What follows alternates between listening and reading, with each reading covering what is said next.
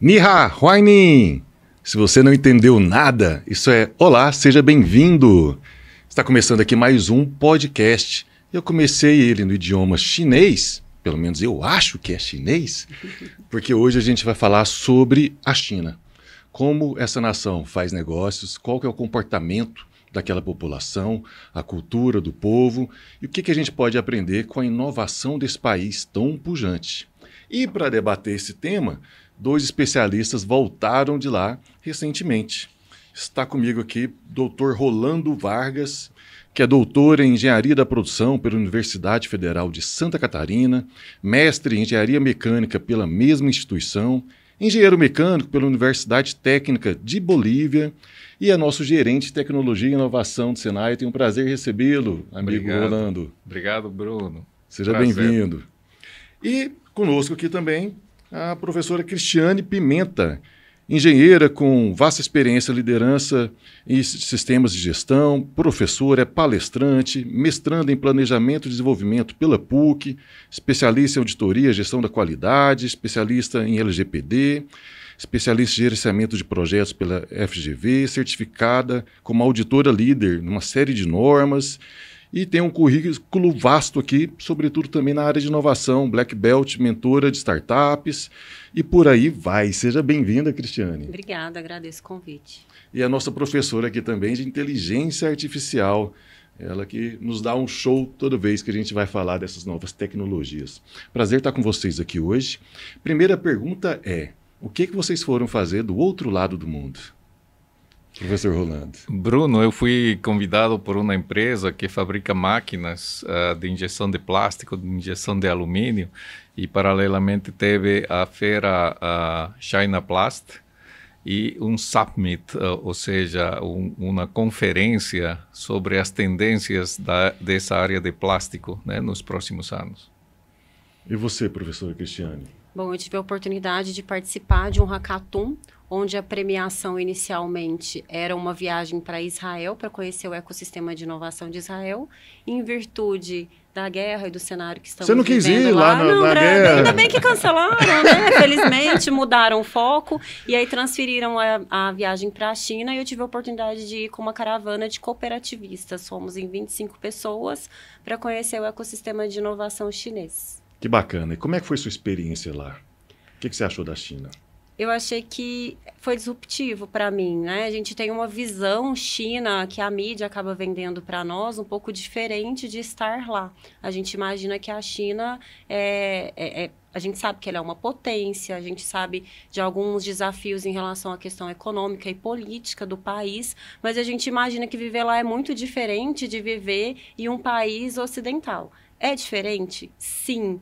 E não. Porque lá existe o acesso a todas as tecnologias, existe acesso ao consumo, né? Eu achei eles extremamente consumistas. Existe uma preocupação grande de todo o grupo que foi comigo em relação à alimentação, mas come-se muito bem lá, tanto as comidas tradicionais quanto os alimentos que são ocidentais, né? Lá tem redes de fast food, todas essas que a gente tem aqui. Então, eu achei a China um país incrível, onde eles conseguiram sair de uma extrema pobreza para a segunda potência mundial num curto espaço de tempo. Então, embora tenha muitas coisas que a gente não deve copiar, obviamente, mas tem muitas coisas que a China nos inspira. E qual foi o seu primeiro impacto, professor Rolando?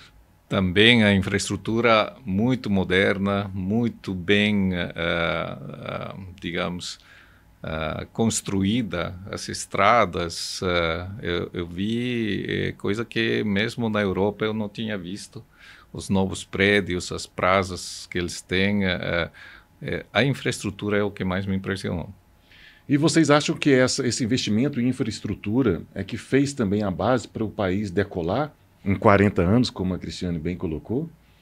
A história da China se remonta a mais de 5.000 anos antes de Cristo, né? E se nós vamos acompanhando, vemos que a China sempre teve grandiosidades e a história mesmo é é muito interessante, desde a unificação da China, a desunificação também, as conquistas que eles tiveram. E China é o que é pela cultura que eles têm há muitos anos, né? Mas, de fato, os últimos, eu diria, nos anos 80 e 90, foram os que fizeram a diferença entre as políticas que eles implantaram, né? E agora, eu acho que nós temos que correr atrás. Com certeza, é uma potência mundial e a gente já ficou para trás há muito tempo. E a que você atribui esse crescimento deles, Cristiane? Bom, o que eu percebi lá é que eles criaram políticas públicas muito robustas, né? Primeiro, esse investimento em infraestrutura, onde eles saíram de cidades muito agrícolas, né? Eles eram um país extremamente agrícola, muito atrasado, devastado pela guerra e tudo mais. E esse investimento em infraestrutura potencializou esse crescimento. Também a definição de políticas públicas e de cooperação entre o poder público, o privado e a sociedade. Isso também, eu acho que isso foi muito relevante para que eles conseguissem crescer. O investimento em tecnologia, né? Lá na China você percebe que tem 5G até na zona rural. As pessoas fazem todos os pagamentos através de aplicativos. Então, e outra coisa também que eu acho que fez muita diferença é que eles estão muito preparados para mudar. Né, devido a tudo que aconteceu, né, que o professor estava comentando da história da China, tudo que eles já viveram de história, eles aceitam as mudanças muito facilmente. Então, é muito mais fácil testar e validar novas soluções, novas tecnologias e novas perspectivas. E isso também acabou impactando no crescimento deles. Isso é muito curioso, porque a gente tem uma imagem da China como um país muito tradicional em seus valores, em sua cultura milenar, e eles conseguem fazer essa adaptação rápida, então. Isso, eles têm, é incrível, né? Quando você está lá, você vê esses prédios que o professor Rolando mencionou, gigantescos, lindos, né, super modernos, muito próximos de estruturas milenares. E você vê a cultura também. A gente tive a oportunidade de ir a um templo e as pessoas estavam lá vestidas com aquelas roupas típicas, antigas, tirando foto do lado de carros elétricos super modernos. Então, eles conseguem fazer essa interseção entre a cultura e os valores tradicionais que eles não abrem mão, mas eles também estão aceitando mudanças e eu acho que também como o governo conseguiu tirá-los da pobreza e da fome, trazer essa melhoria na vida de todo mundo, eles confiam nessas políticas públicas. Então, tudo que é proposto, eles aceitam por confiar e por acreditar que aquilo de fato vai melhorar. Mas também eles não têm muita opção de não confiar, né? Não tem, mas a gente acha que eles fazem por obrigação, mas indo até lá a gente percebe que não, que é natural, que está tudo bem. Por exemplo, eles são extremamente vigiados, né? Eles vivem sob sistemas de vigilância muito crítico. E tá tudo bem, é consensuado, é transparente. Então, para eles tá tudo bem isso e eles, de fato, confiam no governo. Não é somente por imposição. Óbvio que existem grupos, né, que querem derrubar o governo e tudo mais. Acho que isso existe em todo lugar. Mas eles fazem mesmo por acreditar que aquilo deu certo e vai continuar dando certo. E o senhor percebeu essa política pública deles muito diferente do que a gente tem aqui no país, aqui no Brasil? Certamente, Bruno. As reformas que eles fizeram, de fato, foram muito inteligentes, né? Começaram com uma reforma agrária, onde se deu os terrenos para as famílias, né? E as famílias podiam ficar com os lucros, além de dar a parte que pertence ao governo. E isso incentivou a eles a produzir mais e a crescer mais. E, da mesma forma, foi para a área da indústria, principalmente. Agora, o PIB industrial representa 40% neste momento, e se sumarmos a parte da construção, são mais 9%. Então, nós estamos falando que é um país industrial, quase 50% do PIB é indústria. Fantástico isso. E onde tem indústria, tem desenvolvimento. Tem desenvolvimento. A gente acompanha muito disso aqui na FIEG, no SESI e no SENAI. E a educação? Como que é o processo educacional do povo chinês? Então, é algo que tem me chamado a atenção. Há 15 anos eu fui parte de uma comissão do MEC, do Ministério da Educação, porque 15 anos atrás a China formava aproximadamente 450 mil engenheiros por ano. E o Brasil, naquela época, formava perto de 40 mil engenheiros por ano. Só que a preocupação é que o Brasil formava em mais de 200 menções. O que é uma menção de engenharia? Engenharia elétrica, engenharia eletroeletrônica, engenharia mecatrônica, e aí nós fomos inventando sub-áreas da engenharia, né? E a China formava naquela época 450 mil engenheiros em 5 áreas da engenharia. 98% desses 450 mil engenheiros era em 5 áreas da engenharia. Eles definiram bem o foco, o norte que eles queriam. É isso, Bruno. E agora, eu fiz a pesquisa ontem para ver como é que estão esses dados e eu fiquei assustado. A China está formando, por ano, mais de 1.300.000 engenheiros.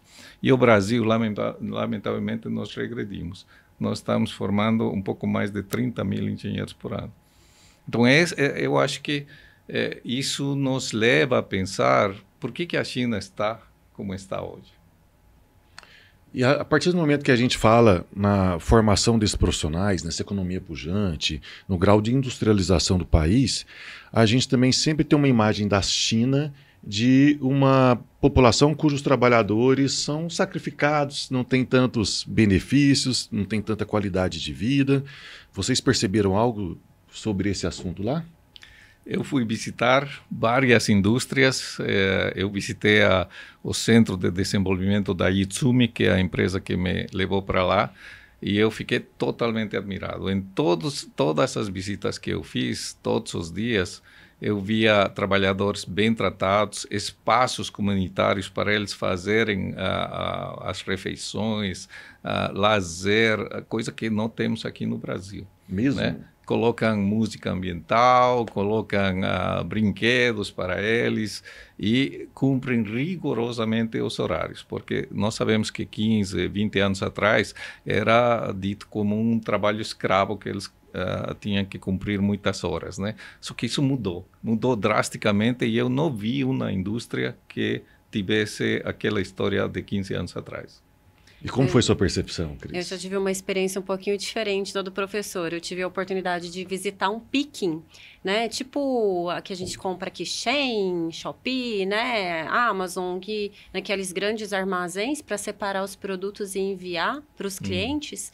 E as pessoas estavam de bermuda, de chinelo, no mesmo ambiente que empilhadeiras estavam passando. Isso foi o que mais me chocou e que me trouxe a impressão mais negativa de tudo que eu vi na China, né? Óbvio que eu visitei cidades metrópoles, cidades muito grandes. Eu não cheguei a visitar cidades pequenininhas, então eu não consigo fazer esse paralelo. Mas o que mais me chocou em relação à China foi ver esse atraso em relação a questões de segurança do trabalho mesmo. Porque aquele ambiente, né, deveriam estar de bota com biqueira e ter todos os critérios de segurança. E a gente não viu isso lá. E estava frio também, era um ambiente muito frio e não era confortável.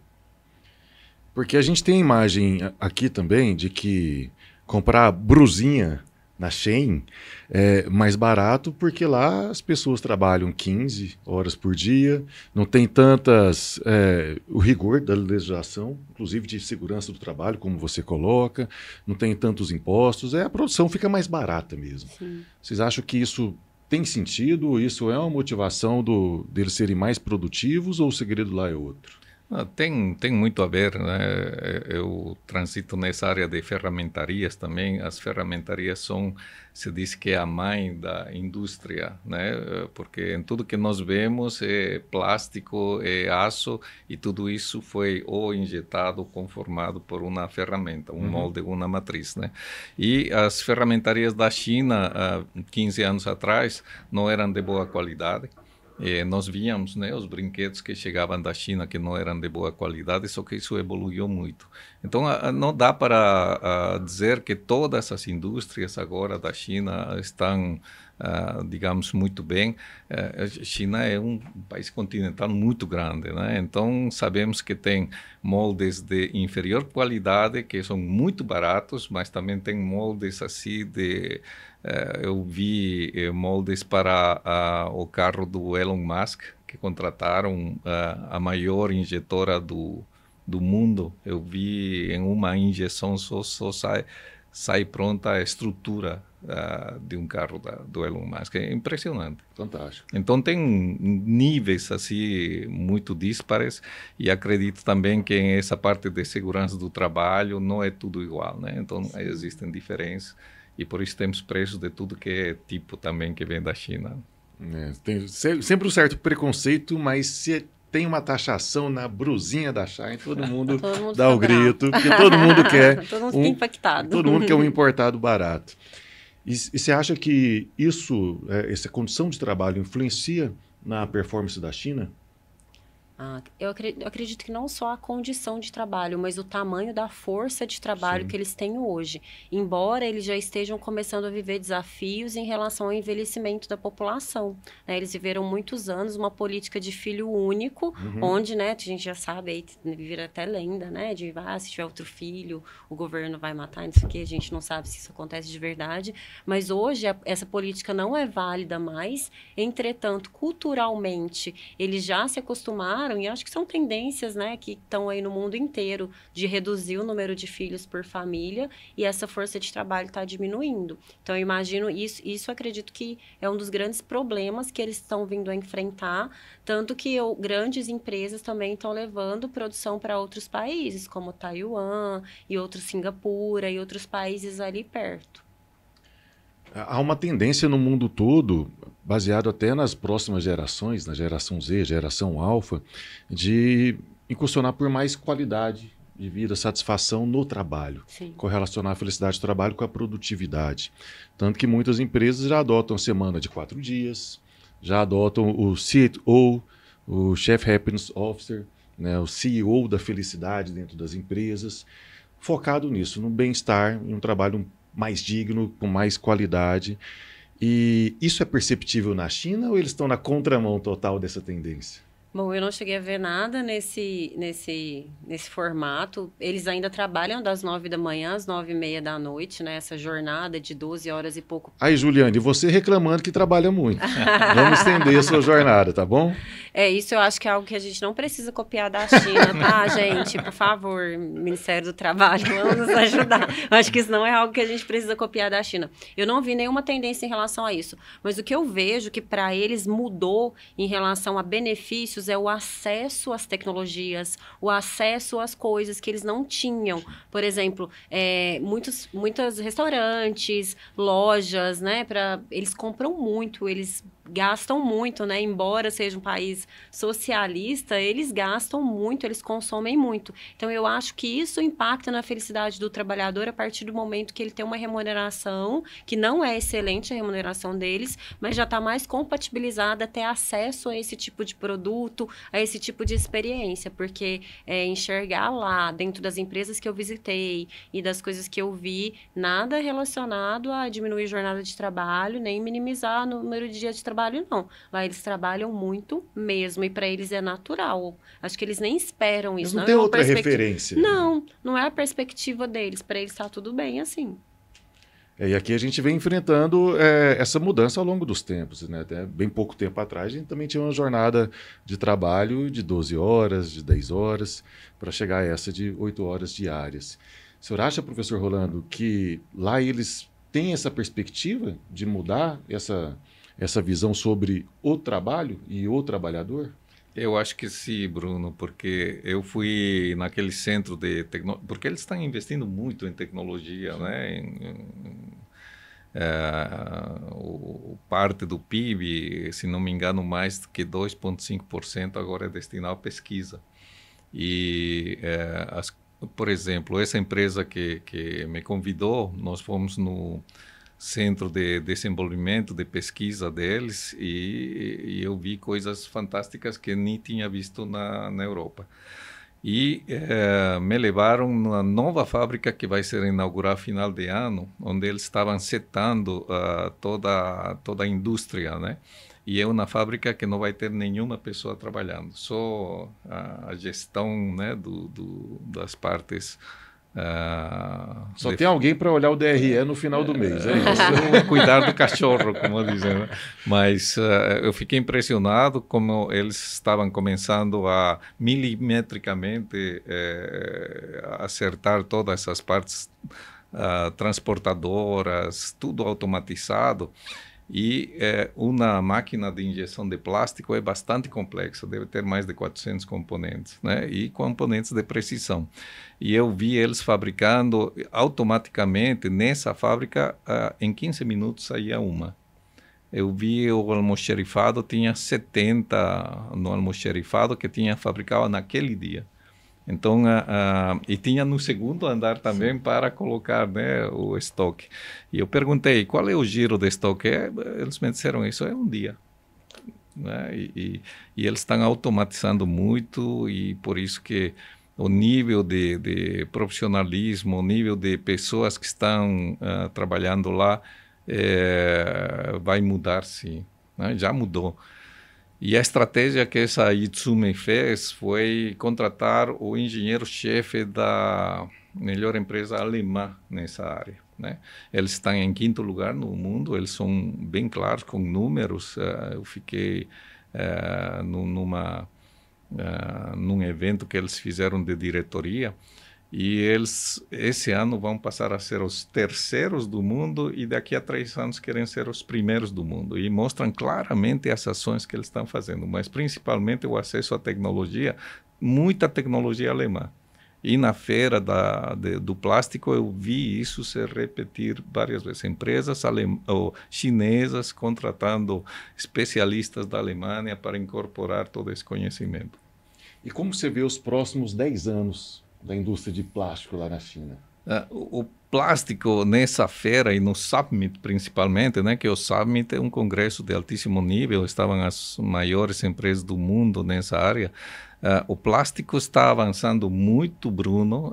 Nós vamos ter cada vez mais componentes de plástico, polímeros, na verdade, são compósitos, né? E eles estão trabalhando no topo da pirâmide desses compósitos, onde plásticos que têm maior resistência ao calor que um aço, que um alumínio, e eles vão conseguir também maior resistência à tração e compressão. É impressionante. Então, o problema eu vejo que é a reciclagem de todos esses materiais, né, que são componentes que não são fáceis de reciclar. Por outro lado, eu vi a tecnologia já como está avançando para reciclar, só que nós temos um problema maior que temos que trabalhar, que é cultural, saber separar para poder reciclar corretamente esses materiais. Mas, sem dúvida, o que nós vamos ter nos próximos anos são componentes, artefatos com muito mais plástico polímero. Eu acho isso muito interessante, porque a gente percebe também aqui no mundo ocidental uma discriminação com o plástico. O plástico agora virou o vilão do meio ambiente, virou o vilão da saúde. As políticas de ESG já também abominam um pouco do uso, né, não comedido do plástico ou sem uma reciclagem, uma destinação correta. E lá eles estão investindo nisso. Muito. Uhum. É uma diferença muito grande. Tu viste algo assim, Cristiano? Eu não cheguei a entrar nessa seara, né? Eu acabei visitando mais empresas de tecnologia, empresas de inovação, startups e tudo mais. Não cheguei a ir tanto a indústrias. Mas se eles estão fazendo isso vai refletir aqui na nossa realidade também. Não tem jeito, né? A partir do momento que essa tecnologia que for mais barata, mais eficaz, a gente vai acabar aderindo. Eu acho que usar o plástico num processo industrial para substituir peças de equipamentos talvez seja menos prejudicial do que o que a gente usa no dia a dia como pessoa física, justamente por isso que o professor trouxe, né? De separação dos materiais, de culturalmente educar as pessoas para fazer isso.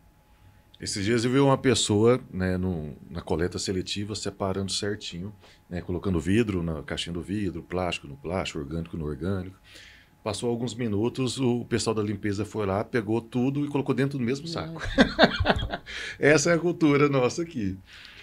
Falou de inovação, falamos também de tecnologia, e você foi lá para conhecer startups, ver esse ecossistema. Como é que é o ecossistema de inovação das startups da China? Eu vi lá algumas coisas que aqui no Brasil a gente já está tentando fazer também, que é o governo investir, trazer incentivos para que essas empresas se desenvolvam, né? A gente vê aí vários editais aqui no Brasil para isso, mas a gente está começando lá, eles já têm isso muito mais culturalmente enraizado e o recurso, de fato, é menos burocrático, porque aqui também existe uma certa burocracia, e também a questão da cooperação do poder público, do poder privado com essas novas instituições. O próprio governo, ele acaba cedendo centros tecnológicos, eles têm uma política lá muito forte para atrair talentos, né? Porque por que a China ainda não consegue bater os Estados Unidos? Porque os Estados Unidos ainda consegue formar muito mais pessoas, ele consegue trazer as pessoas intelectualmente mais preparadas do mundo com muito mais propriedade do que a China, e eles estão correndo atrás de fazer isso. E eles usam esse ecossistema de inovação, esses centros tecnológicos, para atrair essas pessoas e desenvolver cada vez mais a tecnologia. E a grande saída, né, professor Rolando? O senhor que também está à frente de uma área de tecnologia bastante robusta aqui no Senai, essa parceria política público-privado é uma grande saída para a gente ter inovações e políticas mais disruptivas sobre os negócios. Certamente. A China fez algo muito interessante, né? Eles fortaleceram muito as indústrias que eram estatais, colocaram muita tecnologia, e depois de um prazo eles começaram a ver quais que davam mais retorno e ficaram com elas. E aquelas que não davam retorno privatizaram, né? Então a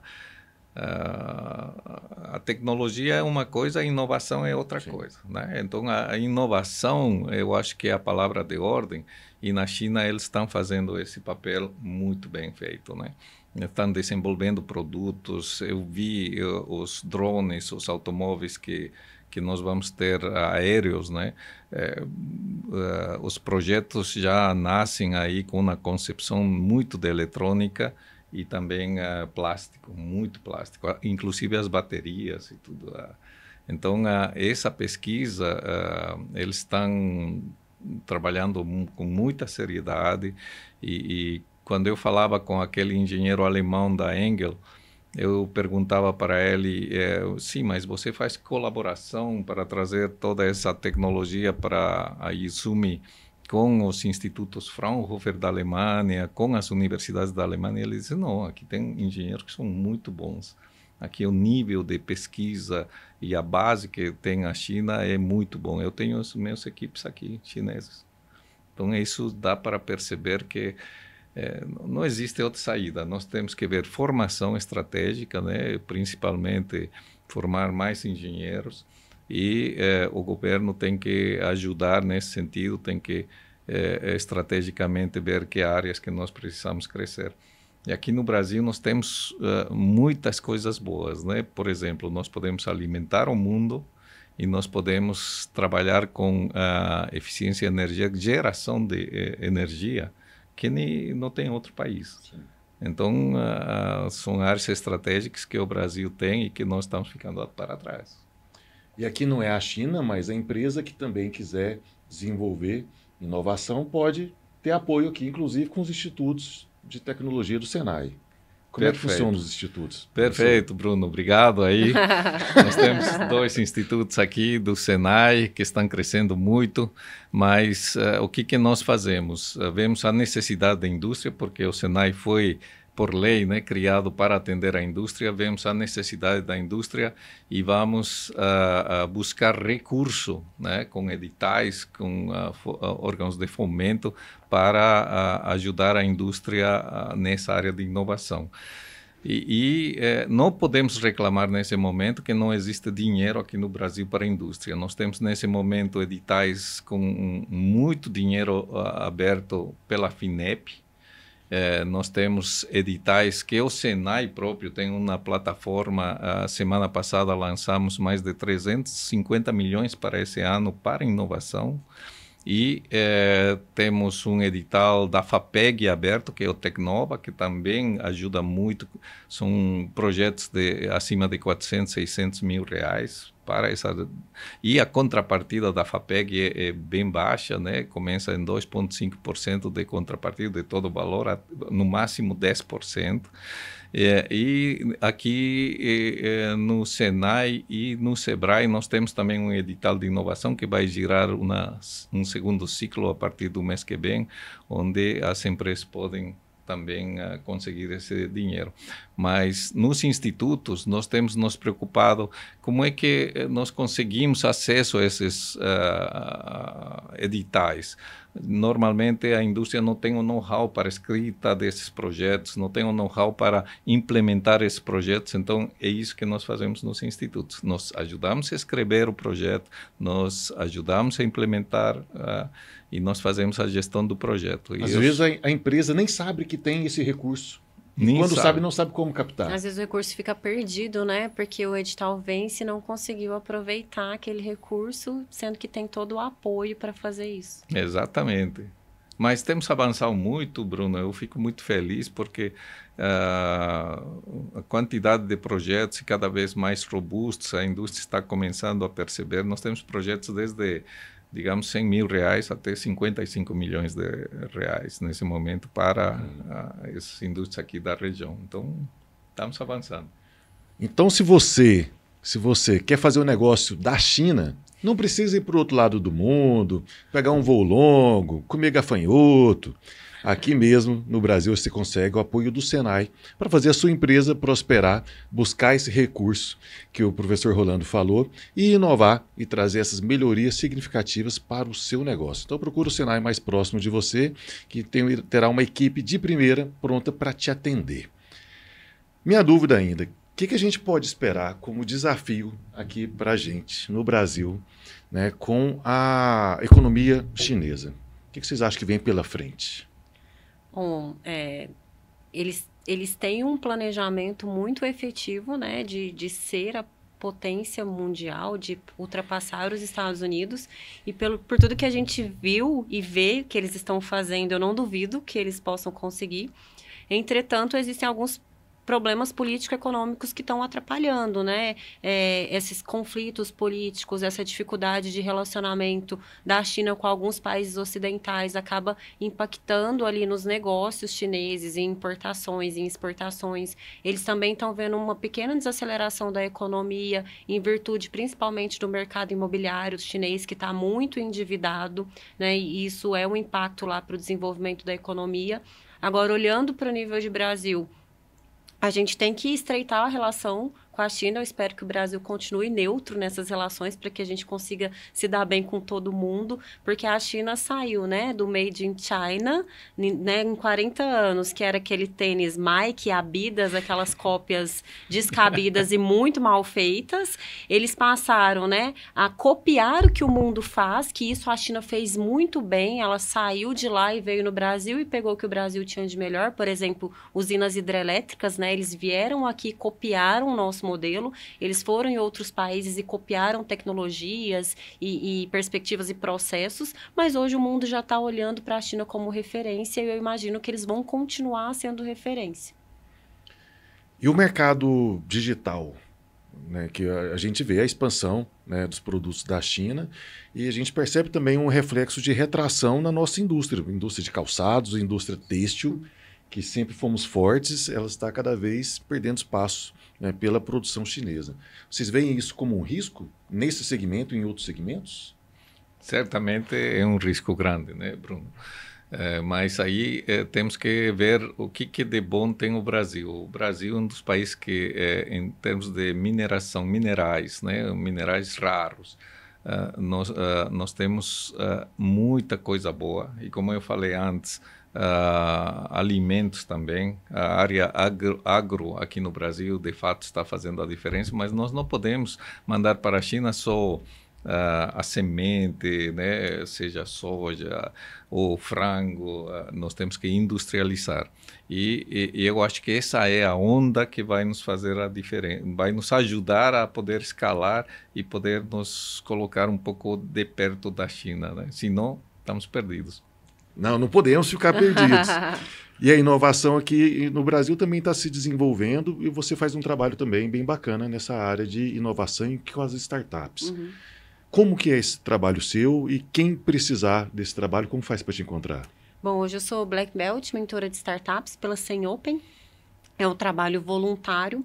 Ali a gente passa por um processo onde nós mentoramos 100 startups e vamos afunilando, né? A gente faz uma mentoria muito menos aproximada, até que depois 10 startups de uma forma mais próxima, a gente escolhe uma startup para mentorar e ajudar a redesenhar o modelo de negócio e reestruturar todo aquele negócio, e então a gente consegue essa certificação Black Belt. Mas eu estou aí, participo de outros eventos também, como voluntária, mentorando, apoiando startups. Eu sinto muito orgulho desse trabalho, né? Eu mentorei uma startup que é voltada para a saúde mental, onde eles fornecem serviço de psicologia por taxa social, tentando que esse serviço ele consiga chegar a mais pessoas. Que legal. E eles conseguiram se desenvolver muito. Eu tenho muito orgulho desse trabalho. Também tenho outras startups mentorandas e estou sempre participando de comunidades, de eventos, tentando aprender, né, esse mundo que está mudando freneticamente, e é muito bom participar dessas comunidades. Eu convido a todos também que participem,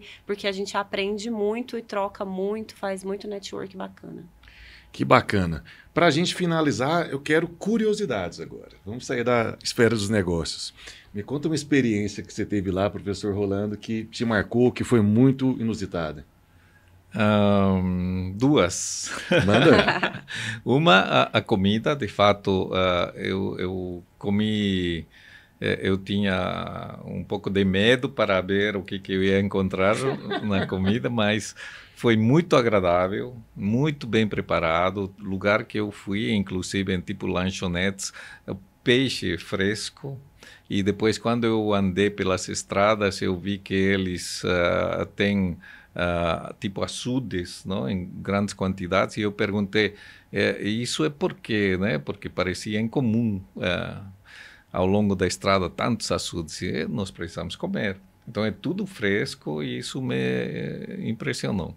E outra tecnologia, né? Eu fui no banheiro, por exemplo, do Summit, e parecia tudo com mármore, tudo limpo. Assim, você saía, já tinha uma pessoa limpando.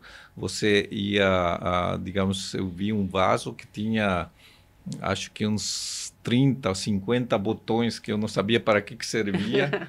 E o medo de apertar e acontecer alguma coisa que você não gostaria. Essas duas curiosidades que me chamaram a atenção. Você falou isso, eu lembrei, professor Rolando, estava vendo uma matéria dessa semana. A China inventou um mictório em que ele afere 6 indicadores de saúde durante o xixi. Olha. Então já dá uma série de indicadores por apenas $3. Então você, a cada vez que vai urinar, você já sai com algum feedback sobre o seu estado de saúde, baseado na sua urina. Fantástico. O exame em tempo real. Fantástico, fantástico. E você, Cristiane? Bom, a gente passou muitos perrengues lá, né? Nós tínhamos uma equipe de pessoas, tinha um brasileiro que morava lá há muitos anos e estava nos acompanhando nos compromissos oficiais, e a gente tinha também uma intérprete que traduzia, né? Porque, obviamente, entender o que eles falam é bem difícil. Mas, quando a gente chega lá, a gente se sente completamente analfabeto, né? Quando você vai para qualquer outro país ocidental, não é tão desconfortável, porque a música é semelhante, os ambientes são semelhantes, os alimentos, embora a comida lá seja boa, mas é tudo muito diferente. E lá, o tempo inteiro, você tá fora da zona de conforto, porque as pessoas tá na cara que você não é de lá, né? Literalmente está na cara que você não é de lá. As pessoas são muito diferentes, os costumes são diferentes, você não consegue entender absolutamente nada do que tá escrito. Não dá pra mandar um portunhol. Não, nem o que tá escrito, nem o que eles falam. E assim, o inglês deles é muito ruim. O inglês deles é terrível. Então, graças a Deus que existe isso daqui, e aplicativos de tradução. Por exemplo, a gente foi pra Disney, né? Em um dos dias a gente foi pra Disney para voltar de metrô. Como que compra?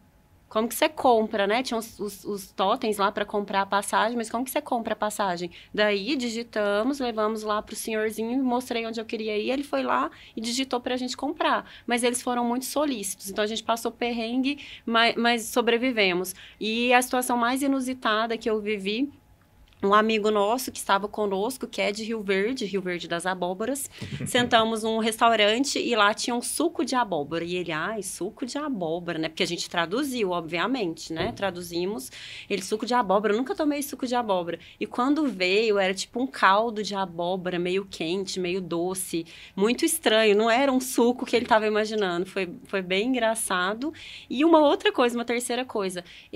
Tudo que você vai comprar lá começa com 50 e termina com com 2, e se você não pechinchar, eles se sentem ofendidos. Então, tudo que você vai comprar, você tem que pechinchar. Como é que pechincha em chinês, em mandarim? Na calculadora, ele colocava 50 na calculadora, eu ia lá e colocava 30. Aí ele colocava 40, eu ia lá e colocava 25. Era assim a negociação, digitando na calculadora. Mas conversando a gente se entende, né? Existe esse ditado, mas tem muitas maneiras de conversar. E no final das contas, todo mundo se entendeu e foi muito positivo. Que coisa boa. Obrigado aí por compartilhar essas experiências conosco. Agradecer aqui a presença do professor Rolando. Obrigado, Bruno. As portas estão abertas. Volte para a gente falar mais de tecnologia, claro, de inovação. Muito obrigado, professora Cristiane. Também portas abertas. Quero depois que você volte para a gente falar de inteligência artificial. Eu sei que você faz um trabalho magnífico sobre isso. Agradecer também aí a nossa equipe, Juliane Caldeira, meu xará Bruno, também nossos sponsors, André Rocha, Paulo Vargas, Sandra Persim. E agradecer você que nos acompanha toda quarta. E vamos fazer negócio da China. Te vejo no futuro. Muito obrigado.